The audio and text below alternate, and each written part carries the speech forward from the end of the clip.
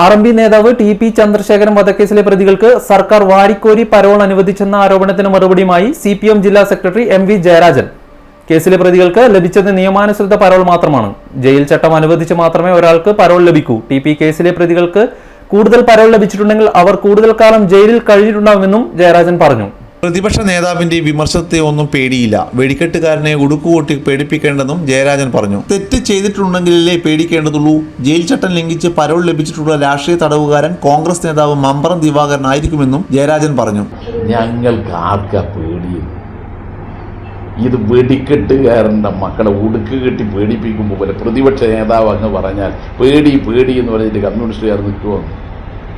എന്ത് പേടി? തെറ്റ് ചെയ്യുന്നുണ്ടെങ്കിലല്ലേ പേടിക്കണ്ടേ?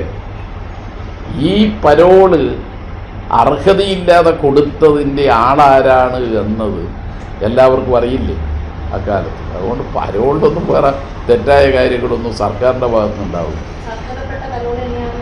നിയമാനുസൃതമായിട്ടുള്ള കാര്യം, നിയമം അനുസരിച്ചുള്ള പരോളല്ലാതെ കൊടുക്കാൻ കഴിയില്ല. അതാണ് ഇന്ന് സർക്കാരിൻ്റെ ഒരു പ്രത്യേകത. ഞാൻ ചോദിക്കട്ടെ, കേരളത്തിൽ ഏറ്റവും പ്രധാനപ്പെട്ട ഒരു സിനിമ സൂപ്പർ താരമായി വളർന്നുകൊണ്ടിരിക്കുന്ന ഈ ആള് പോലും തെറ്റ് ചെയ്തപ്പോൾ പിടിച്ച് ജയിലിലിട്ട ഒരു സർക്കാരല്ലേ? അപ്പോൾ അതിൽ കമ്മ്യൂണിസ്റ്റ് എന്നോ കോൺഗ്രസ് എന്നോ ഒരു വ്യത്യാസവും ഇല്ലാതെ നിയമം എന്താണ് അനുശാസിക്കുന്നത് അതാണ്. നിയമം ലംഘിക്കാൻ ജയരാജൻ തയ്യാറായാൽ ജയരാജൻ ആപത്ത് എന്നല്ലാതെ നിയമത്തിൻ്റെ മുമ്പിൽ ജയരാജനും VD സതീശനും എല്ലാവരും തുല്യരാണ് എന്ന കാഴ്ചപ്പാടേ സർക്കാരിനുള്ളൂ.